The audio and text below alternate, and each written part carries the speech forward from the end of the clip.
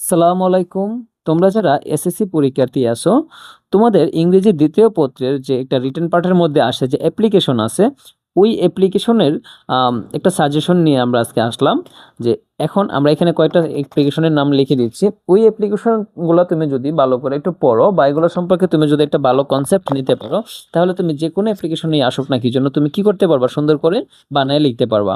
আর আশা করি কি এই সাজেশনটার ভিতর থেকে তোমার কি অ্যাপ্লিকেশন কমন পড়বে, হ্যাঁ? তো দেখো সবার আগে কি এখানে আমরা কি লিখলাম যে সেটিং আপ এ ক্যান্টিন। তো এটা মানে কি বুঝো? সেটিং আপ এ ক্যান্টিন কথাটার মানে কি? এই যে ক্যান্টিন দেখতেছো না, ক্যান্টিন মানে কি? খাওয়ার একটা মানে কি দোকান এরকম বোঝাইতেছে। দেখো অনেক সময় কিন্তু স্কুলের মধ্যে বাচ্চাদেরকে টিফিন দেয়, তো টিফিন দিলে তারা কি খাওয়া দাওয়া করার জন্য কি স্কুল থেকে বাইর হয়ে পড়ে, এরকম একটা অস্থিতিশীল অবস্থা তৈরি হয়, গাড়ি ঘোড়া কত কিছু থাকতে পারে, ঠিক না? এই জন্য বিদ্যালয়ের মধ্যে যেন একটা খাবার সামগ্রীর যে দোকানটা পাওয়া যায়, যেটাকে ক্যান্টিন বলা হয়, ওইটা সেট করার জন্য বা এটা কি মানে দেওয়ার জন্য, দোকানের মধ্যে এটা প্রতিষ্ঠা করার জন্য, সরি দোকানের মধ্যে না, মানে স্কুলের যে অডিটোরিয়াম আছে বা প্রাঙ্গণ, এটার মধ্যে প্রতিষ্ঠা করার জন্য এটা আবেদন হচ্ছে এটা। ঠিক আছে? আচ্ছা, তো এখানে তুমি কি কি জিনিস মেনশন করবা? যে বাচ্চারা কি করতে পারে না, মানে আমরা দূরে গিয়া খাইতে হয়, এটা অনেকটা রিস্কি হয়ে পড়ে, রাস্তা পার হয়ে যাইতে হয়, সাথে হাইওয়ে রোড, এরকম কিছু জিনিসপত্র তুমি এখানে মেনশন করে সুন্দর করে তুমি চাহিদাটা মানে প্রকাশ করবে আর কি। হ্যাঁ, তো তারপরে দেখো কি, permission to go on a study tour, মানে শিক্ষা সফরে যাওয়ার জন্য একটা অনুমতি চায়া কি করবো? প্রধান শিক্ষকের নিকট আবেদন। তো এই যে এই অ্যাপ্লিকেশনটা দেখতেছো না, এটা আমরা কি করছি ঠিক এর আগের ভিডিওটার মধ্যে এটা কিভাবে ইংরেজিতে বানায় লিখতে হয়, মানে ফ্রি হ্যান্ড রাইট, এটা আমরা দেখাই দিছি। তো এই ক্লাসটা দেখে আসতে পারো। তো তারপর দেখো, opening a debating club. Debating club মানে বুঝো কি? ডিবেট মানে কি? বিতর্ক করা।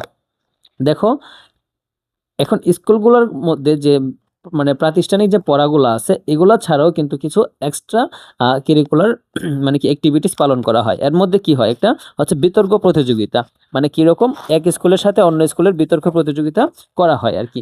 তো এখন এই ডিবেটটা কিন্তু একটা স্টুডেন্টের মানে খুব একটা এক্সট্রাঅর্ডিনারি একটা বৈশিষ্ট্য। সো এটা যে একটা প্রতিযোগিতা হয়, ওই প্রতিযোগিতার মধ্যে মনে করো ভালো করার জন্য কি আমাদের উচিত, আমাদের স্কুলের মধ্যে এরকম একটা ক্লাব প্রতিষ্ঠা করা, যেটার মধ্যে আমাদের প্র্যাকটিস করতে পারি এবং আমরা অনেক ডাটা জানতে পারবো। সো এইটার মনে করো যে অভাবে মানে অনেক কিছু মানে আমরা পিছিয়ে পড়তেছি, এরকম এরকম একটা ভাব দিয়ে তুমি কি করবা? এটার যে তোমাদের চাহিদাটা এটা প্রকাশ করবা এবং এটার যে অভাব এটা মানে বোঝাইয়া তুমি কি এটা খোলার জন্য একটা আবেদন করতে পারো। তো তারপর কি বলছে দেখো, প্রেয়ার ফর এ টেস্টমোনিয়াল। এই যে টেস্টমোনিয়াল কথাটার মানে কি? টেস্টমোনিয়াল কথাটার মানে হচ্ছে তোমার প্রশংসাপত্র। এটা কখন লাগে একটু বুঝো? যখন তুমি ধরো একটা স্কুল থেকে পাশ কইরা তুমি অন্য একটা স্কুলের মধ্যে চলে যাবা, তখন ওই স্কুলে যখন তুমি গিয়ে ভর্তি হবা, তখন ওই স্কুলের কর্তৃপক্ষ তোমার কি আগের স্কুল থেকে যে তুমি আসছো ওই স্কুলের মধ্যে তোমার ব্যবহার, তারপরে তোমার মানে রেগুলারিটি, হ্যাঁ, তারপর তোমার কি বলে যে মানে তোমার মোটামুটি তোমার সম্পর্কে একটা ভালো ফিডব্যাক জানার চেষ্টা করবে আর কি। হ্যাঁ, নয়তো তোমাকে ভর্তি করাবে না। এই জন্য তোমাকে কি করতে হবে? তুমি যে স্কুল থেকে বিদায় নিতেছো, ওই স্কুল থেকে একটা প্রশংসাপত্র তুমি চাইবা। তো তুমি এভাবে লিখবা কি, যে আমি তো অন্য একটা স্কুলে ভর্তি হইতে চাইতেছি, সো এখন মনে করুন যে এই স্কুলের মধ্যে আমার একটা টেস্টমোনিয়াল দরকার। সো ওই স্কুলে ভর্তি হওয়ার জন্য যে প্রশংসাপত্রটা, এটা যদি আপনি দিতেন, আমি কি আপনার প্রতি কৃতজ্ঞ থাকতাম, এরকম একটা ভাবধারা নিয়ে তুমি এই দরখাস্তটা লিখবা। তো তারপরে দেখো কি বলছে, টু অ্যারেঞ্জ মানে কি? অ্যারেঞ্জ মানে কি তুমি জানো? অ্যারেঞ্জ মানে আয়োজন করা।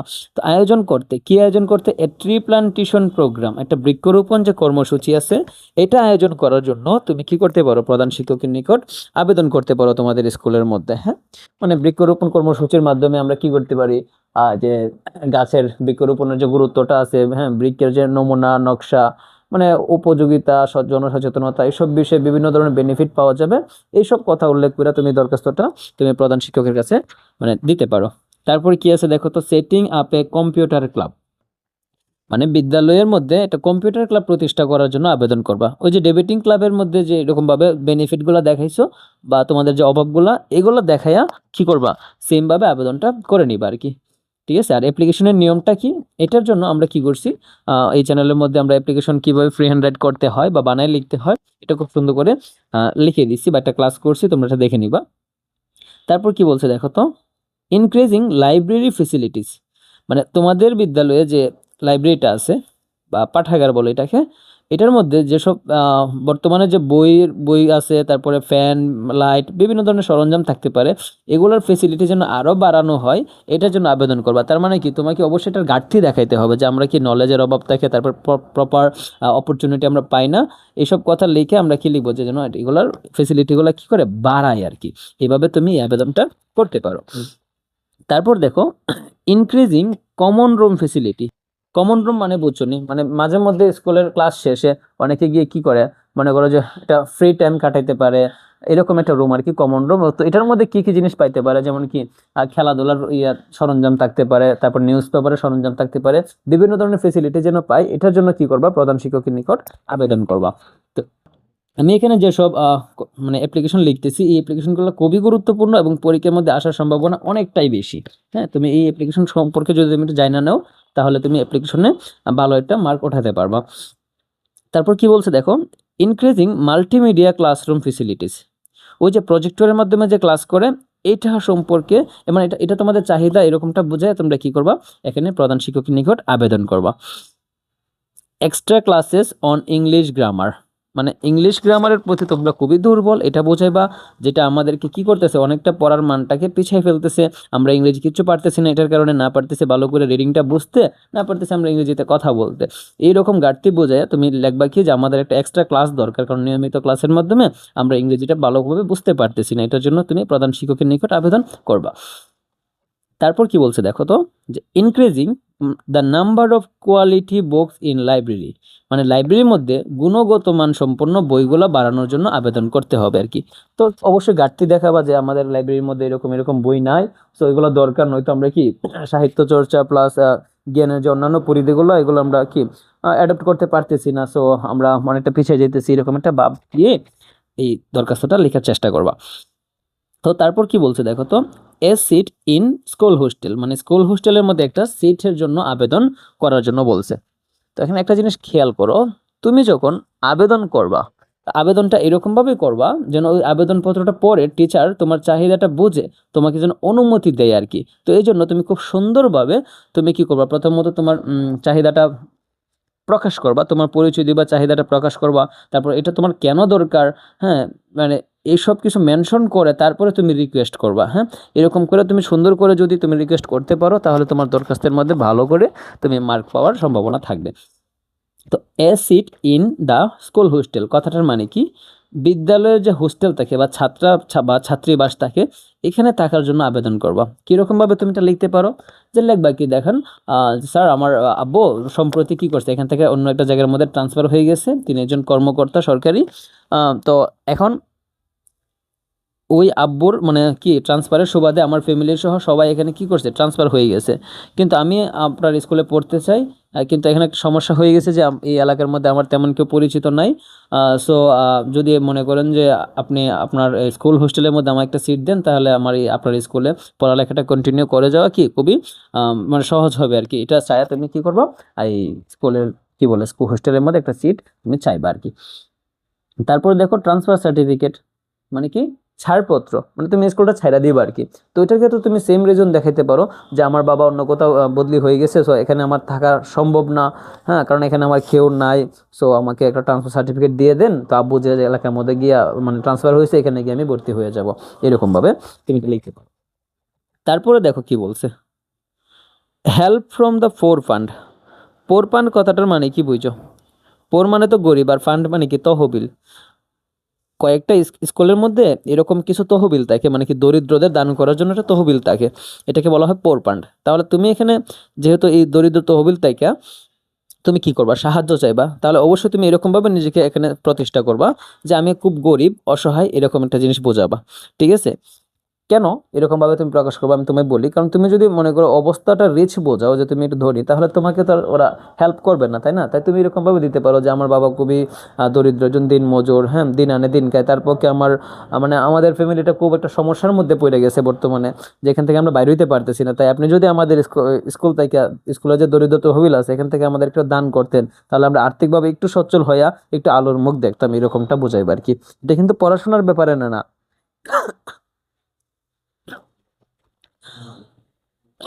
এটা কিন্তু পড়াশোনার ব্যাপারে না, ওইটা কিসের ব্যাপারে, এটা হচ্ছে তোমার ফ্যামিলি আর্থিকভাবে খুবই দুর্বল হয়ে গেছে, খুব শোচনীয় একটা অবস্থা, তাই মানবতার খাতিরে তোমাকে কি করবে, একটু হেল্প করবে বিদ্যালয়ের দরিদ্র তহবিল থেকে আর কি, ওই হেল্পটা তুমি এখান থেকে চাইতে পারো। হ্যাঁ, তো তারপরে কি আছে দেখো, relief and medical aid for the flood affected people, মানে কি, বন্যায় যে ক্ষতিগ্রস্ত মানুষ ওদেরকে মানে ত্রাণ এবং কি স্বাস্থ্য যে সরঞ্জামগুলো আছে এগুলো দেওয়ার জন্য তুমি কি করতে পারো, একটা আবেদন করতে পারো। এখন তুমি যে এই আবেদনটা করবা, এই আবেদন কি তুমি প্রধান শিক্ষকের কাছে করবা? না, তুমি কি করবা, তুমি কোনো জেলার একজন কমিশনার বা প্রশাসকের কাছে তুমি কি করতে পারো এই আবেদনটা। তখন ওই আবেদনের যে নিমিত্ত, মানে যার কাছে তুমি আবেদনটা করবা, আবেদনের নিমিত্ত কি হবে, যে ত্রাণ এবং কি মেডিকেল এইড, এবং করবা কার কাছে, সাপোজ ডেপুটি কমিশনারের কাছে করবো আর কি। মানে আচ্ছা দেখো, এইটার ব্যাপারে মানে এই যে দরখাস্তটা দেখতেছো না, এই দরখাস্তটার আমরা একটা ফ্রি হ্যান্ড রাইটিংয়ের ক্লাস আমরা এই চ্যানেলের মধ্যে আপলোড করছি, তোমরা এটা দেখে নিতে পারো যে কিভাবে এই দরখাস্তটা সুন্দর করে বানায় লিখতে পারো। তো তারপরে কি আছে দেখো, complaint to resolve anti social activities, মানে এটা কি, রিসলভ অ্যান্টি সোশ্যাল অ্যাক্টিভিটিস মানে কি, যে সোশ্যাল মানে কি সামাজিক যে কর্মসূচি, তো সমাজ বিরোধী যে কর্মসূচিগুলো আছে এগুলোর মানে এগুলা যেন মনে করো পুনরায় রিসলভ করে, এটার জন্য কি করবা, তুমি কমপ্লেন করবা, ঠিক আছে।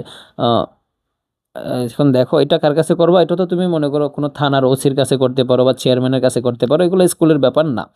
তারপরে কি আছে দেখো, তো রিপারেশন মানে কি, মানে নির্মাণ করা, পুনর্নির্মাণ করা কি, এ ড্যামেজড রোড, মানে একটা মানে কি হয়ে যাও, মানে ক্ষতিগ্রস্ত হওয়া বা ধ্বংসপ্রাপ্ত একটা রাস্তা মানে কি পুনরায় মেরামত করার জন্য তুমি এটার মধ্যে কি কি কারণ দিতে পারো, এই যে রাস্তা মানে ভাঙে গেছে বৃষ্টির পানিতে, খারাপ অবস্থা, হ্যাঁ, জেলা প্রশাসকের কাছে দিতে পারো, বা তুমি ডেপুটি কমিশনারের কাছে দিতে পারো, কিংবা তুমি তোমার পৌরসভার মেয়রের কাছে দিতে পারো, চেয়ারম্যানের কাছে দিতে পারো, উপজেলা চেয়ারম্যানের কাছে দিতে পারো। আচ্ছা, তো এটা আবার মনে করো যে দরখাস্তের মধ্যে অনেক সময় লেখা থাকে যে কার কাছে দিবা। হ্যাঁ, তো এখন এই রিপারেশন এট ড্যামেজ রোড, এটার ভিতরে তুমি কি দিতে পারো, যে রাস্তাটা খুবই ক্ষতিগ্রস্ত হয়ে গেছে, এখানে দুর্ঘটনার সম্ভাবনা বেশি হয়, তারপরে এখানে মনে করো মানে বিভিন্ন সমস্যা দেখাবে আর কি, বৃষ্টি হলে অনেক যাতায়াতের সমস্যা হয়ে পড়ে, সো এটা যেন কি করা হয়, মানে রিপেয়ার করা হয় আর কি, এরকমভাবে দিতে পারো।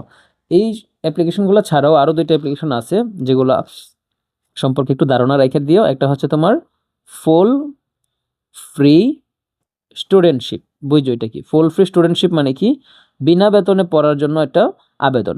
যে অনেক গরিব স্টুডেন্ট থাকে না, যে তাদের মনে করো যে অনেক ছোট ভাই বোন পড়ালেখা করে, তো তার বাবা খুবই গরিব, সবার পড়ালেখা একসাথে কন্টিনিউ করা সম্ভব না, কিন্তু বাচ্চাটা চায় কি পড়ালেখা করতে, তাই সে জন্য বিনা বেতনে স্কুল থেকে পড়তে পারে, ওইটার জন্য আবেদন করবে আর কি। হ্যাঁ, ফুল ফ্রি স্টুডেন্টশিপ। আবার একটা জিনিস আছে কি, ডিলে ফাইন, ডি সরি বানানটা হয় নাই, ডিলে ফাইন মানে কি, ওই সাপোজ কোনো মাসের বেতন দিতে তুমি কি করছো, দেরি দেরি করে ফেলছো, মানে তো এটা বিলম্ব হয়েছে, ওই বিলম্ব হওয়ার জন্য তোমার কি একটা জরিমানা ধরতে পারে। এখন তুমি কি লিখবা, যে আমার, তুমি স্বীকার করবা যে কি আমার বিলম্ব হয়েছে, এটার জন্য আমি দুঃখিত, কারণ একটা রিজন দেখাবা যে আমার বাবা দিতে পারে না, এরকম একটা জিনিস। তারপর তুমি কি বলবো, যে এই মাসে আমি 2 মাসের বা গত মাসেরটা সহ আমি একসাথে পরিশোধ করতে চাই, কিন্তু আমার পক্ষে বেতন দেওয়াটা পসিবল, কিন্তু জরিমানা দেওয়াটা খুবই কষ্টকর হয়ে পড়ে, সো আমি চাইতেছি আপনি যেন আমার বেতনটা মওকুফ করেন, সরি বেতন না, মানে জরিমানাটা যেন মওকুফ করে। তো এই ব্যাপারে তুমি কি করবা, এই দরখাস্তগুলো লিখতে পারো। হ্যাঁ, তো এই যে আজকে দরখাস্তগুলো দেখাইছি, এগুলো তুমি যদি একটু জানা নাও এগুলো সম্পর্কে, বা এগুলো রিলেটেড যে ওয়ার্ডগুলো এগুলো যদি তুমি জানা নাও, তাহলে যে কোনো অ্যাপ্লিকেশন আসুক না কি জন্য তুমি নিজে থেকে বানিয়ে লিখতে পারবা এই অ্যাপ্লিকেশনগুলো।